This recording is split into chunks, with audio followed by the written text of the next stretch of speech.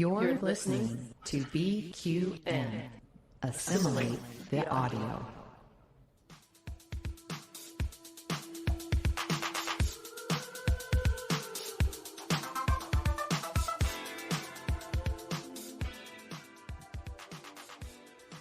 Welcome, listeners, to another episode of All Good Things, a Star Trek Universe podcast here on the BQN and Fandom Podcast Network. I'm your host, Kelvin, and with me today are Mark, Christos, and Amy. Heldor Joy, everyone. How are we? Hello. Hello. Merry Christmas and Happy New Year, listeners.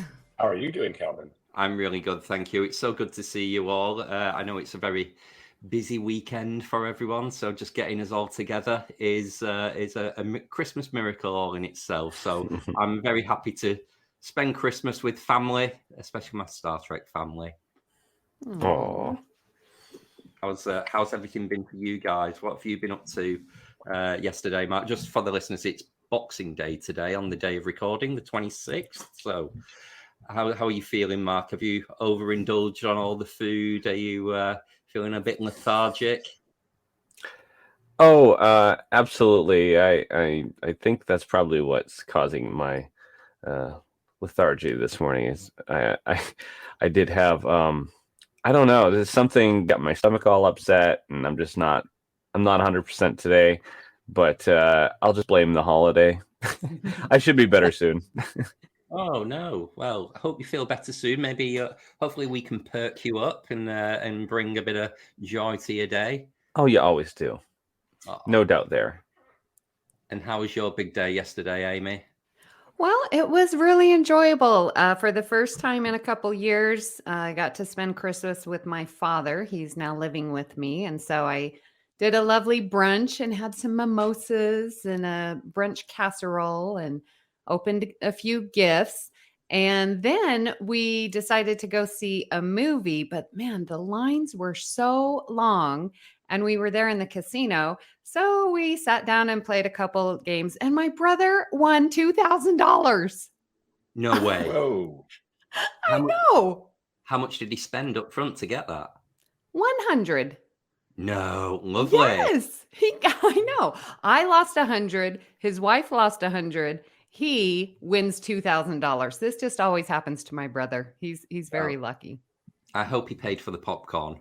Yes. And where were you for Christmas, Christos? I was over at my cousin's house here in San Diego. She lives about a half an hour away from me, and we had a gorgeous sunny 80-degree day here in San Diego yesterday. So quite thankful for that, while most of the United States has been under this polar vortex, literally. It was great. My aunt and uncle, my cousins were there, had some great vegan food. I was very happy. Had a lot of wine, but I'm not feeling any worse for it today, so I guess I did it right. Excellent. Good stuff. And what about you, Kelvin? It was just me and my partner, James. Bit disappointing, really. James was unwell yesterday. So, and it just, the 24-hour bug, it came on him on Christmas Eve. We were having our traditional rewatch of Star Trek Generations on Christmas Eve, as we always do. And he said halfway through, I feel a bit unwell. And he was vomiting all evening. So he didn't drink yesterday and just was a little bit under the weather. And so, yeah, it was fine. It was just not our usual timetabled events of, 9 a.m. open wine, 9:30 breakfast. So it was quite quiet, but it was nice. We've been out today. He feels a lot better today. Oh, good. Good. So yeah, it's just that time of year, isn't it? There's a lot of bugs going around. Everyone always thinks, oh, it's COVID, but it's just norovirus or something. Yeah, I'm pretty sure I don't have COVID. Right. Well, Mark, over to you. Now it's time for All Good World. From Las Vegas to Boston, USA to Canada and South America. From the United Kingdom to South Africa. From Russia to Australia, the South Pacific and beyond. This is All Good World. Each episode, we highlight a different location around the globe where this podcast has reached. Today's episode, we love to give a special shout out to Nicaragua. I am not sure if we have covered Nicaragua yet, but we have some listeners there. So, hey guys, down in Nicaragua. Originally inhabited by various indigenous cultures since ancient times, the region was conquered by the Spanish Empire in the 16th century. Nicaragua gained independence from Spain in 1821. The Mosquito Coast followed a different historical path, being colonized by the English in the 17th century and later coming under British rule. It has become an autonomous territory of Nicaragua in 1860 and is the northernmost part. And its northernmost part was transferred to Honduras in 1960. Since its independence, Nicaragua has undergone periods of political unrest, dictatorship, occupation, and fiscal crisis, including the Nicaraguan Revolution in the 1960s and 70s and the Contra War of the 80s. So what's interesting about Nicaragua is there's been a whole influx of all these different cultures intermixing with the Aboriginal people of that area throughout the centuries. So it's a really diverse and multicultural area on the planet. And it's tropical, so, I'd love to visit. It's a political hotbed, but at least it's tropical. Thanks, Mark. Oh, you got that right. So let's get on with it today. Amy, what are we communicating about today? I see what you did there. Well, listeners, we have our new series, Hailing Frequencies, which is going to explore communication in Star Trek. And we have been teasing this for quite a while. And it's definitely something that stood out for me in watching season 4 of Discovery. Now, I just want to throw out a little warning that we may get political and share some personal opinions. And there's a fine line between sharing a personal experience and saying, I've seen this versus making generalizations. So we will be walking that tightrope quite a bit today and knowing that we are trying to distinguish between those two. But I would like to say that we are coming from a perspective of an initial belief that everyone can communicate with each other. Interesting, when in teaching, I am evaluated, and literally it says the teacher believes that all students can learn. Like, I'm evaluated. Do I have that philosophy? And I believe that every person can effectively communicate. Now, I don't want to speak for everyone, but do you guys believe that, yes, you can communicate with any person, even your biggest foe or the Mr. Trump? Just gonna throw that out there. Christos. I think for the most part, yes, you're right. And first and foremost, I will say, I think people are here for our individual opinions, because otherwise, we'd all just be robots talking the same stuff. But I think the last couple of years have taught us sometimes we have to know when to walk away from a discussion because the other person's just not listening. Some people choose not to listen, although you may be articulating your point great, but some people just choose to believe what they want to believe, and you cannot reason with them. And I have had to learn, for my own sanity and my own mental well-being, to know when to stop and walk away, because I'm only doing myself harm by trying to continue to bring somebody around. Oh, that's interesting. And is that been personal or professional? Personal. I think professional is a little different. We have to find, you have to find a way to make things work. Excuse me. But from personal, actually, from a professional standpoint, I avoid certain topics because I know they are controversial, and really that's not the place for them. So I don't talk a lot of politics at work, for an example, because I know some of the politics of people I work with are counter to mine, and I don't need to have any sort of blowout in that environment. So I just avoid the conversation altogether. So I'm going to challenge you and push that a little more. And I understand what you're saying. Like, there comes a point where it's like, okay, my time and energy is not being used here. But is it because you're trying to save those resources, or is it a belief that you cannot reach them? Yeah, and I guess I can give a personal example. There are people I know that don't believe that the insurrection on our Capitol happened 2 years ago, that it was all Hollywood actors, it was all put on, that didn't happen. And how do you deal with that? You can show all the facts in the world. Most of us watched it live on television as it was happening in real time. But when a person fundamentally doesn't want to believe that things happen like that literally happened in front of our face, or they excuse it, like, what do you do with that? You can show them all the news in the world. You can show them all the trials. You can show them all the hearings. But at what point do you just say, like, okay, I just don't. You're too far gone. I'm not even going to try. It's, otherwise you're just going to get your own blood pressure up and cause yourself harm. Wow. So thank the Lord you got the disclaimer in there, Amy. We've gone straight in there with the politics already. So this everyone knows I pull no punches.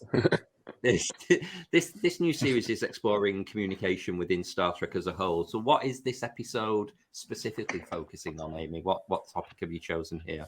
So we're going to be covering Discovery, sort of the 3 episodes I mainly focused on, but sort of because Discovery is, this big long season arc. But episode 3, Anomaly, and then episode 11 and 12, which would be Rosetta and Species 10C. That's the bulk of where I'm pulling these themes and ideas. And I would like to cover today our initial assumptions, our defenses, and sort of some communication logistics, like the actual how are we communicating. So let's get into our initial assumptions. And I think Discovery did a great job in looking at different ways to approach someone who you might have a difference with or for the first time. And when in the tribunal, and this occurs in episode 3, Anomaly, they have everyone standing around. Again, I don't know why there's no chairs, but everyone standing around and sharing their opinions on how are we going to communicate with Species 10C after we get their coordinates. And the options that come around, we can attack and show of force. We can learn to communicate with it. We can build contingency plans, or we can understand its motives because intent and context is important. So what really stood out to me as I was watching this, like, oh my gosh, there are multiple ways that we can approach an initial communication. Because sometimes, like, I think, well, the only way to approach this person is this path A. Or if someone's talking to me and I'm like, well, the only reason they're talking to me is because of this path A. But can we open our mind and say, maybe they're coming at us from a different perspective? Well, let's not forget the initial assumption from this story arc in Discovery was the attacks of the anomaly. So there is a huge initial assumption there straight away. We're at risk. We're going to be killed. Is this malevolent force? Have we done something wrong? Why are they attacking us? So that kind of option of, do we attempt to communicate and negotiate, or do we just attack them as a form of defense? So I think that comes at it within Star Trek Discovery here. But in real life, when this happens to us, and it's, almost like a neutral initial assumption, someone's communicating with us, you do form these judgments of what is someone's motivation. Do they want something from me? Is it a transactional relationship? Is there genuine interest? Are they, what's in it for me? What's in it for them almost? And these kind of things you might not think happen, but they happen in a split second. That's just the way our minds work. And, there's all the sayings, never judge a book by its cover and don't prejudge people. But these are challenging things that people have done since childhood, so it is really, really interesting to think, why is this communication happening in the first place? What do you think, Christos? I think I'm spot on with what you said there. And I think that's where our relationships really come into play, because when you have somebody who is say a partner, a husband, a wife, or a best friend, mother, father, you may trust that person. Like you let that person maybe in a lot closer to you, and you don't necessarily question motives when that person speaks to you. But when you've met a stranger, you might have that wall may go up until you have decided, can I trust this person? On what level do I trust this person? Other examples could be, like if somebody has burned you in the past, are you going to be suspicious of them again? So I think our relationship and our history with the person can really factor in to how we view a person, how we view a conversation, and questioning that. There's your first discovery pun of holding a grudge. The cat. Yeah. The cat. Yeah. So I also wanted to like, in terms of discovery, it's really kind of not funny, but just how when this season starts off, and I think they spend like the first 3 or 4 episodes thinking that the 10C, we'll call it, that whole thing is just a natural phenomenon that's happening, and only by about episode 4 or 5 do they come to find out that it's intentional. And I think we forgot to mention a very critical episode that probably people will want to, if they're looking back on this one, and it's But to Connect. I think that's episode 6. And Amy, I think that's the episode that has like the whole big discussion on whether to attack or whether to try peaceful communication. I think that's probably one of the more pivotal episodes in the context that we're talking about it. What you're saying, like having that personal relationship and, who you're communicating with. But again, that sort of goes back to getting to know, and we need more information before we can effectively communicate. And I love when Saru's like, we need to explore speculation and try to cover all angles and perspective to try and figure out and not jump to assumptions. And it is a very hard not to jump to a conclusion that they want to destroy us because of what the DMA did. Literally, Booker lost his entire planet. Like, how can you not assume that they want to destroy us? That's where, like talking to someone on the other side of the political spectrum. How can we not assume when we see what the actions are? Can we change that perspective?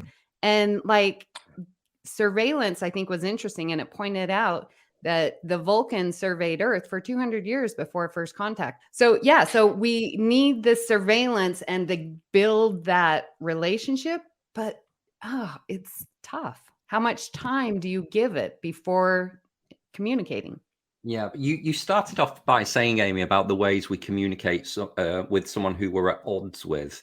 So I'm curious how, as mature adults, maybe we've changed our strategies over the years about communicating with someone you're at odds with. Because as a child, you would probably just go in straight, carry on the argument, or go on the attack. And as adults, we have different ways of dealing with. Has anyone got any kind of thoughts or maybe reflections on how you might have changed how you communicate with someone who you're at odds with or at a difference with? Well, I would say that for me, finding the commonalities between myself and that person might not have been something that I would have done maybe 10, 15 years ago, but it's something that I definitely have learned can be beneficial, in that as different as somebody might appear, there are going to be some things, even for the most distant person, that you can align with and find agreement on.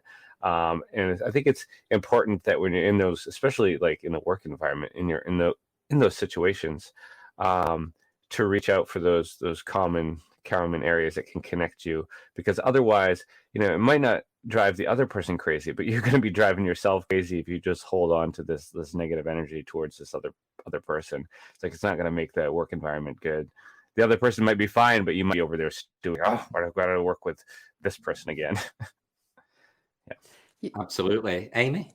Yeah, building off what you said, Mark, like I've noticed I listen with intent and try and find, like you said, that commonality, like why are they saying this? Like get to not to what they're saying, but why they're saying, because there might be, like you said, a common ground of what are they afraid of, or what are their desires? What are their hopes? And then maybe I can have that commonality and say, oh yeah, I experienced that as well. So I notice that I listen a lot more and not try and talk over. Yeah, Christos? that's a great point. I think that's where that whole saying of you have 2 ears and 1 mouth, so you should listen twice as much as you talk. I might not know what that means. But anyways, I think for me personally, I think this is where Star Trek has really helped me in some ways, because I've tried, the last 10 years or so, I probably have taken more of a Vulcan approach to my interactions, where I try to keep calm, do not get so passionate that I am eclipsing my own, I'm taking out my own validity because I'm just so emotional, and B, using facts, data, and whatnot to make my point. So it's a little bit harder to refute.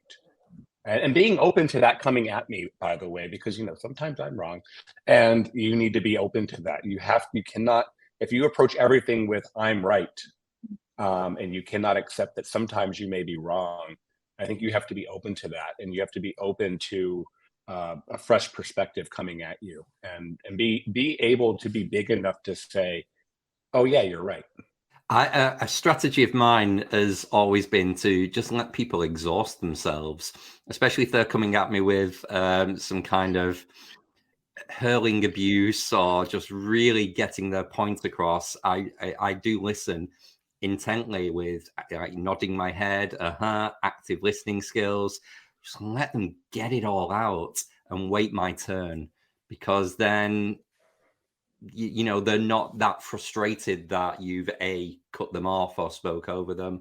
In a professional setting, I've sometimes had that go against me around the kind of the director's table. I've had feedback that sometimes I am a little bit too much of a passenger in a conversation and I need to speak up more. But that's just because I don't like competing. Two people shouting isn't a communication. But I like a very old message that I learned back in the day when I worked in hospitality. And it was the acronym LEARN. And it was about complaint handling when a customer is making a complaint to you as their server. And they say you listen, empathize, apologize, rectify, or notify. And the last two are depending on your whether you're a manager or not.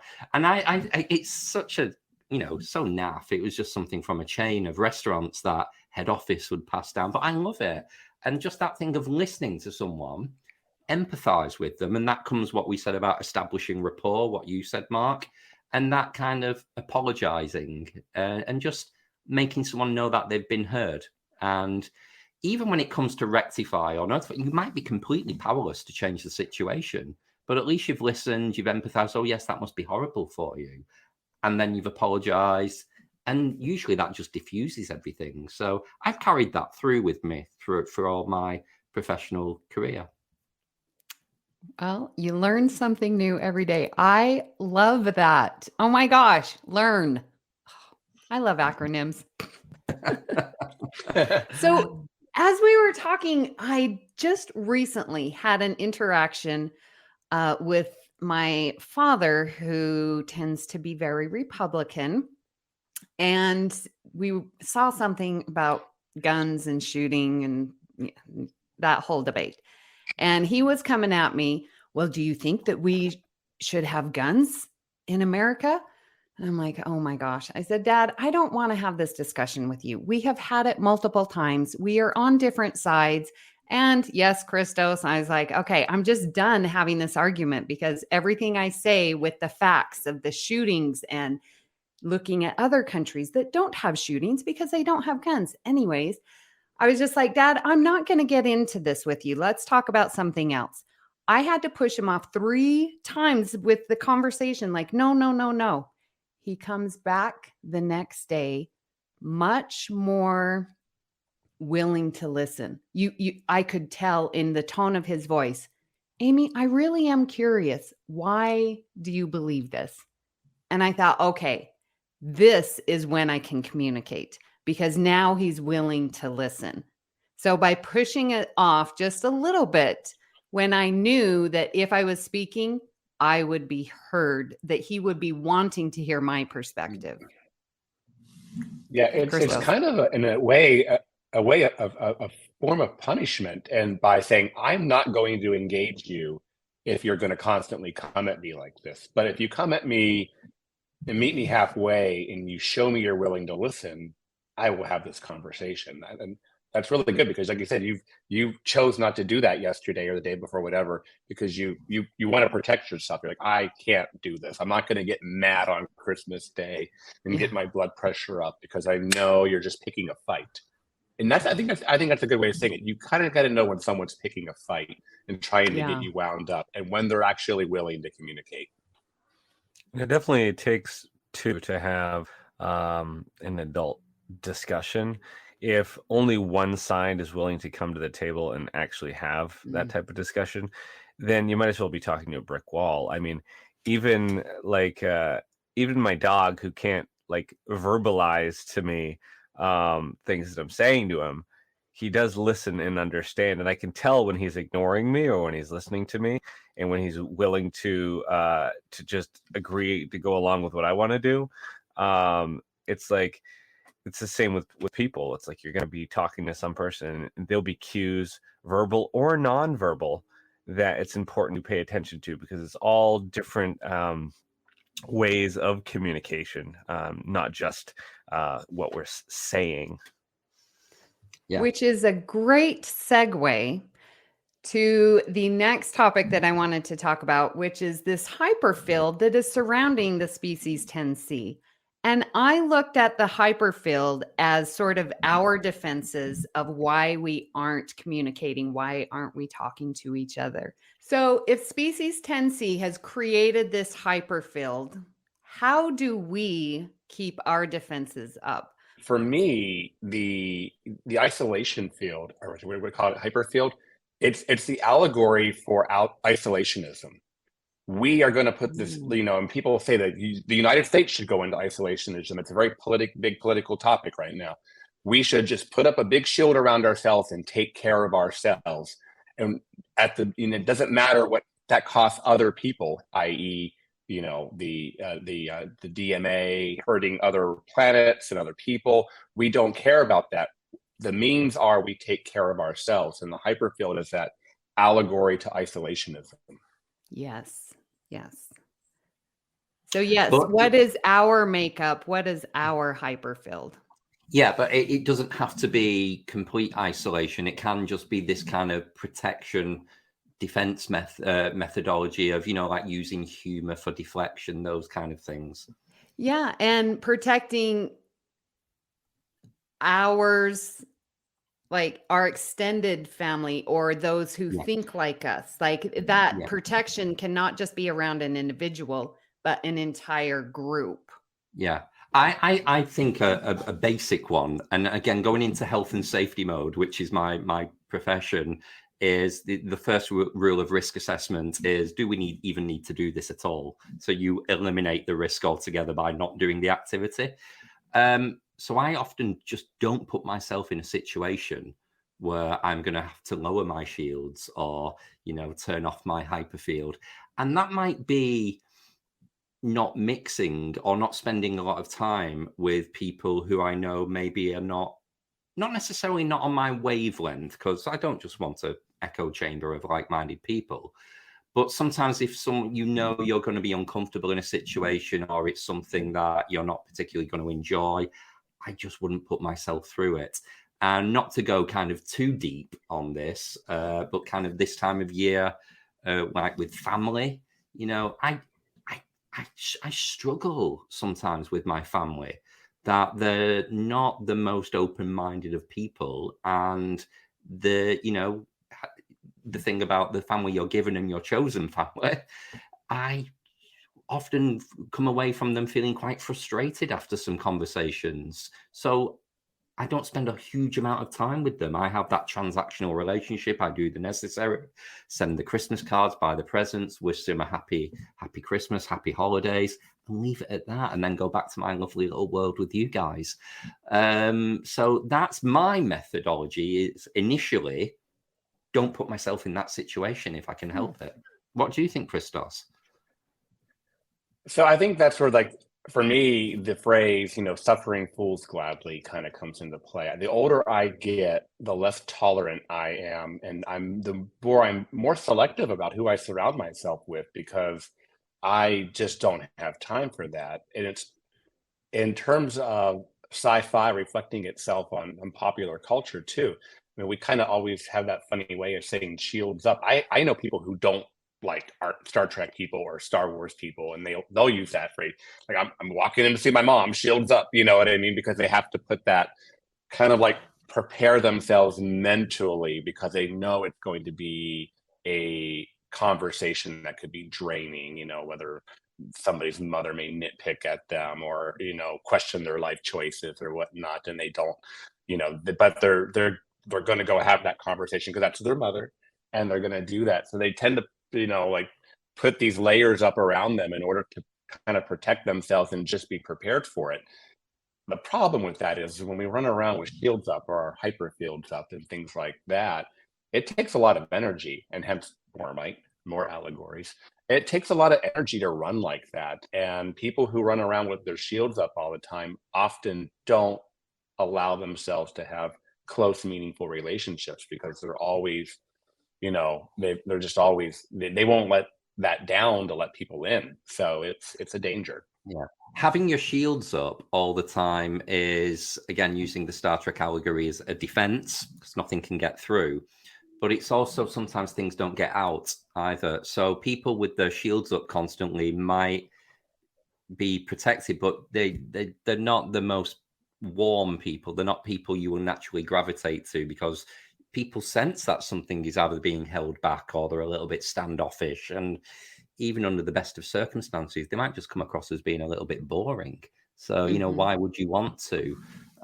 So, yeah, I think it is interesting if all these people are protecting themselves with shields up. Did you say your mum actually does say that to you when you're having a tense conversation? Oh, here we go, shields up. I love that. Oh, no. My mom does this. I've seen people do that to talk to their mom. And I mean, I guess maybe I have done that myself, like, okay, here we go. Depending on what the topic is, it's like, you just think someone's going to come in at you, or you expect it to be a uncomfortable conversation. So you put that like it's a mental, okay, here we go. You ever see someone just take a deep breath before they go into a conversation? It's almost like that. Okay, I'm preparing myself for this. I'm getting my mental stamina ready, and I'm bracing myself. Yeah. What are your coping strategies, Amy? Yeah, oh man, this is getting deep. So I was thinking, that engagement, as you were talking, I feel that sometimes I come off as boring because I do like that more surveillance, try and figure it out. And I have a tendency to not share at that initial conversation, right? Like when you're inside my personal hyperfield, then yes, there's love and yeah, we're good. But when you're outside of my hyperfield, I feel like I come across as boring, and I don't want to engage because I don't want to share who I am. And it's stupid. And it just goes back to trust. But then also on the flip side, I have been excluded. I have not been allowed into, people's hyperfield. And in terms of like relationship wise, like my last one, who you all know, I wanted to go inside the hyperfield. Like I wanted to have that trust and that communication and that relationship, but I couldn't get through. And I've thought a lot about why couldn't I get through that barrier? And sometimes it comes down, there's nothing wrong with you. It's them, because they've got their hyperfield. And so again, trying to find that commonality, I just feel that it was fear that you don't allow someone inside your hyperfield. Amy, there's definitely nothing wrong with you. There's clearly something wrong with the universe. Oh, Yay! gonna Come make on, me back cry. to sea. Oh no, I think that it's so spot on because relationships are hard, right? And the older we get, and Amy and I have talked about this offline several times. It's like I'm in a good place in life. I've got my act together. I know who I am. I know what I will and will not put up with. Blah blah blah. So when you meet somebody else, you're like, and you find out that maybe they're not at that exact spot. It's like, do you engage or do you pull back? It's like, no, you've got some growth to do. You've got some things to work out. You're not ready for this. Or are you willing to take on that and know that that's going to potentially be a limiting factor in your relationship? So and like I said, the older I get, the more being alone is fine. That might be very maybe my hyperfield is too strong. I don't know, but on the other hand, I am happy. So that gets us to why do we have these hyperfields? And Discovery answers that question. Well, the species 10C lost their entire planet. They had fear, loss, and pain. And those emotions kept coming through the entire season. And then that got me thinking, if everyone experiences fear, loss, and pain, why can't we use that as a commonality to communicate effectively with each other? So I noticed this a lot in Discovery in my rewatch, and there's two specific examples. But I looked at it in a different way, and maybe it was more the interaction with Book and is it Nagoya, the one who kind of starts passing the sabotage, a general from Earth. Yeah, that's it. So I looked at that as classic manipulation. So he establishes rapport with Nagoya by preying on her fears of, I just lost all of my planet and people. You're about to lose yours unless you do this. And that is establishing rapport, but pure manipulation. So I didn't look at that very favorably. I thought that was quite, not the done thing. But then the other example was the interaction between Buck and Reno when Reno was captured at the end, and she was talking about the incident where she kept someone alive on the Hiawatha because they reminded them of her dead wife, and that she didn't see that pain and it was all subconscious, and she used that as the allegory of what Bucky was doing at the time. And I thought, that's amazing. So that, I know it's kind of like the ends justify the means, but that was a great way of making someone step outside of a situation and see themselves for what they're doing, as opposed to trying to manipulate someone by preying on their fears. Christos? Yeah, I think fear, loss, and pain, if you think about it, it's some of the most vulnerable things in our society. We're taught, I think for the most part, it's very bad to be weak. And fear, loss, and pain and being vulnerable are considered weak traits. And, you've got to be strong, you got to be a man, you got all these toxic things that we get taught. And, so in many ways, when people experience fear, loss, and pain, they get tucked away and they don't get treated with. And that kind of comes into terms of talking about mental health and things like that. So if we don't deal with these things, they fester and they become far worse. You've got to be open and have your empathy and be willing to experience things and let yourself wallow in your pain and deal with it. You've got to process these things and then move forward, not act on them. And that's what we see with books evolution in this season. Can I just bring it back to kind of like a workplace communication there? So there's a guy out there called Richard Covey who wrote a book, the Seven Habits of Dysfunctional Teams. Stephen Covey. Stephen Covey, yeah, that's it. Okay. And I, my old boss, the CEO of the company I used to work for, it's his favorite book, and he really taught those principles to me in the workplace. And the kind of the absence of trust. If you don't have trust in any relationship or a business partnership or professional setting, you won't move forward. And everything that comes above it, I'm not going to bore everyone with, but the trust aspect. And one of the easiest ways to establish trust is to make yourself vulnerable. So that kind of chink in the armor, that I'm not perfect, it really, really helps establish trust. And I struggled with that for years. Like what you were just saying, Christos, about the kind of like the toxic masculinity. You've got to be strong. You've got to be perfect. I think you mentioned a couple of weeks ago as well about, how new people to your business were saying, oh my God, he's so good at everything. And, we've learned these things, but that making yourself vulnerable is so important, to the point even when I've literally just before breaking up for Christmas, I've promoted 2 people at work into new team leader roles. And one of the very first exercises I'm doing with them when we come back in a couple of weeks is, I call it the timeline exercise, where you basically talk about highs and lows in your life. And it can be personal, it can be professional, it can be about death or breakdown of relationships or times when you failed. And sometimes it can be quite hard to expect people to go through it. But I've done this exercise many times, and it's always helped establish trust with people.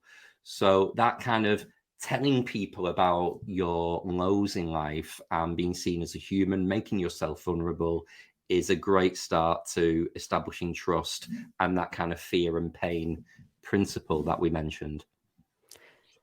It's interesting when you say you want to have trust, and what you were saying, Kelvin, before with Book and Goye and that manipulation, like, what are we trusting? Why am I building this trust? What is it? And I feel like, and I just had this aha moment, that we're trusting that other person won't have power over me, that we are in an equal power relationship, that you are not going to take advantage of me, that you aren't going to try and manipulate me and have me do something for your gain, that you are thinking of you, that I've got that trust that we are thinking of us.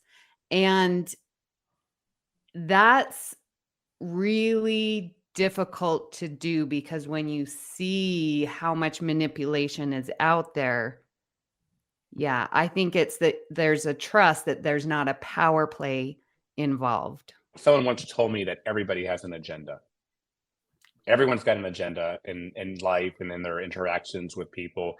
It's always just a question of how far they're willing to take that agenda. Some people will put that first and foremost. Other people will put it in the back seat. So you always have to kind of question that, does, like you said, does this person have power over me? Because if they do, you're going to be a little bit more guarded about how you approach that. And you're going to be questioning that agenda, like, what are they trying to get accomplished here? And of course, there goes those shields, because you're kind of, because of that perceived agenda, are you holding back? Or you feel like it's a little bit of a poker game with people, and you got my cards and I got my cards, you got your cards, and we're trying to, or do you really build trust and you show your cards? I guess a little poker analogy there for TNG fans. But yeah, I think life is just a matter of, like I said, it does come down to agendas and how dedicated you are to achieving yours. And for example, tying it back to our discussion this week, Book was dead set on accomplishing his agenda, and so was Tarka. That was the most important thing in their life, and to hell with any other personal relationships that they burned to get there. Opening yourself up and making yourself vulnerable is definitely, we see that in Discovery. Remember that scene where Burnham goes to Saru and they yell because Saru's like, I learned this thing. And Burnham's like, she feels that she has no control and that she's being vulnerable. And I'm like, that's exactly where we need to be in communication. Like, well, if we want to have open and honest communication, it's uncomfortable. And Discovery teaches us that. I mean, that yelling scene, did you just love that yelling scene? I watched it about an hour ago, and I did love it because I think there's a time and a place for everything. So for Burnham and Saru to have that relationship and clearly both be captains as well, they can take a step outside of the situation, and Burnham be completely vulnerable and say, I'm struggling here. But that kind of sense of occasion of, she couldn't have said that on the bridge, sat in the captain's chair with everyone sat around her. And I've seen examples of that in the workplace where people have just said, I don't know what to do.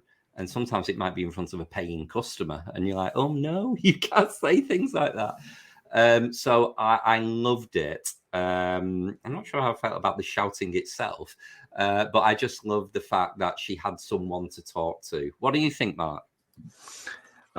So I've had experience with that sort of primal scream therapy before. I used to live, when I was in college, I lived with a DJ here in Maine that has a recording studio in the basement. And so it was all soundproof, obviously, and there's a good space to go down there and shut the door, and I could just yell at the top of my lungs to get out whatever energy.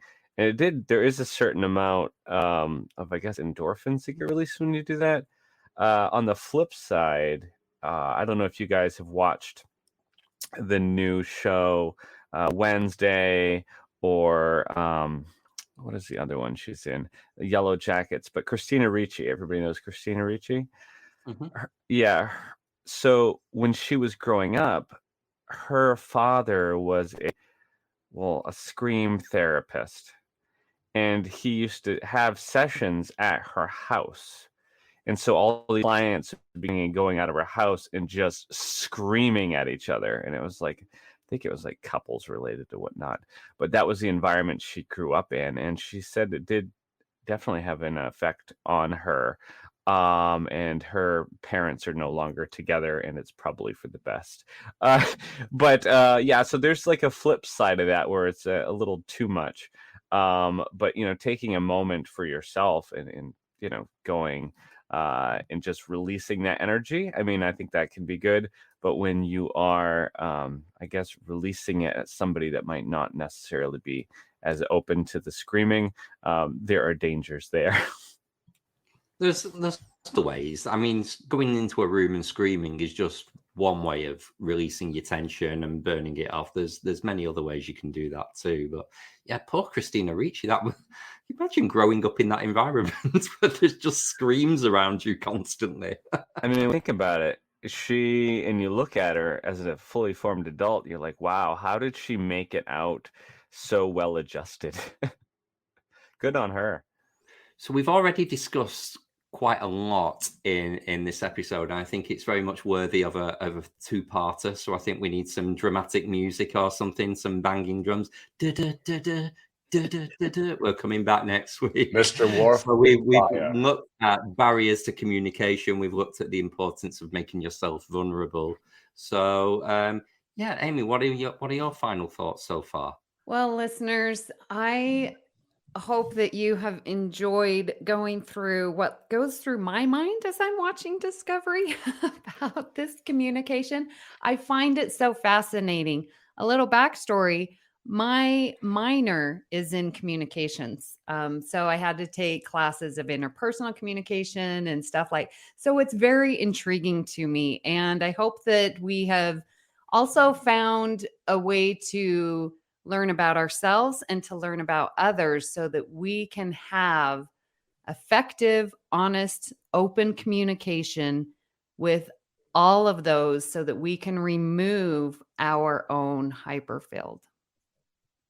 Fantastic. I love that. Mark, what are your final thoughts? So final thoughts. I think we touched on some areas of communication. I'm actually looking forward to the second part of our discussion a little more. We're going to talk about different forms of communication, and also logistics of communicating, and dive into to more of these episodes. So, yeah. Excellent. How about you, Christos? Well, I really enjoyed our conversation. I feel like anytime we can really be honest with ourselves, and I think all of us have been kind of dropping our hyperfields today in this conversation. And the more we talk about how we are and how we interact and have aha moments in there, I think it just makes us better. And I have found that, being more open to people and feelings and being more empathetic as I get older has only been a benefit to me. So I almost feel like our conversation today was just a little therapy session in some ways, but in a very positive way. So I really, really enjoyed our conversation. And, sometimes we do our rewatches and we come in at this very technical, we're going to talk very technical Star Trek stuff. But when we get into ideas and principles and, I think that's the foundation of Star Trek, and why at the end of the day, I in fact, I'm hoping that I might actually share this episode with a few people who don't get why I love Star Trek so much and just see it as pew pew and Mr. Spock and Vulcans, blah, blah, blah. So this really episode for me was really kind of showing the other side of Star Trek. Well, I did wear, specifically, listeners, my disco t-shirt and my comm badge that is the medical, because Counselor Nelson is in the house. I love that. I love that you use the pew pew example as well there, Christos, because, that is a lot of what people see about Star Trek, and we see the rest of it. So I'm hopeful that a lot of that came across to the listeners today in terms of how we kind of transpose that onto our own views, experiences, and outputs of the world. So thanks, everyone. We would love to hear what you thought of today's episode, and hope you'll join our Facebook group, the BQN Collective, to continue our discussion there. You can also tweet your thoughts to our @AllGoodPod. Please follow the network on Twitter and Instagram at BQN Podcasts. We've also partnered with our friends at Fandom Podcast Network, where you can find us by searching the master feed. So, Christos, where can people find you when you're not using light patterns and scattering your pheromones? Let's see. People can find me on Facebook at the BQN Collective. Also on Twitter and Instagram at GreekGeekSD. And you can also find me on my own podcast, What's the Tea, Bev? So, Amy, where can people find you when you're not saving the world with your extraordinary counselor efforts? Well, when I'm not doing that, oh goodness, you can find me here on the network, co-hosting. What am I doing? Oh yeah, Union Federation and also Galaxy Class. I am on Twitter at Miss Amy Nelson, but my favorite place right there in Facebook, BQN Collective. And Mark, where can people find you when you are communicating to Murphy and he's ignoring you? You can find me on the Facebook group, the BQN Collective, where I love sharing memes and other things. You can also find me on Twitter at MarkWhite207. And if you become a patron of the network on Patreon, you can listen to me on my show, It's Green. And Calvin, where can people find you when you are not playing nursemaid to James? I don't spend a lot of time doing that. Oh. You can find me on Facebook, also on the BQN Collective, and on Twitter and Instagram at Kelvin's Timeline. Please hit the subscribe button on Apple Podcasts or wherever you get your podcasts and leave us a star rating and written review. That helps others find the show. You can also follow the entire network's podcast with our master feed by searching BQN. This way you won't miss any of our fine shows like Union Federation, Galaxy Class, History with the Szilagys, Infinite Diversity, Mickey's Marvels, Sasquatch, Trexpert's Quiz, and What's the Tea, Bev. At this time, we would like to thank our associate producers, Mahendran Radhakrishnan and Tim Cooper. A special thanks to Graham Kelly for our opening and closing music, and Mark White for our artwork. If you'd like to help us keep all of our shows coming to you each week, you can become a patron of the network on Patreon. Join the Hive to enjoy It's Green, Amy's Math Moments, and other network perks. With a monthly subscription of $5 or more, you can join our meetings on the Hive Mind on the second Saturday of each month. It's coming right up, people. Visit patreon.com/BQN to get all the details and watch your messages. Thank you for listening. And we hope you'll join us As we search out All good things.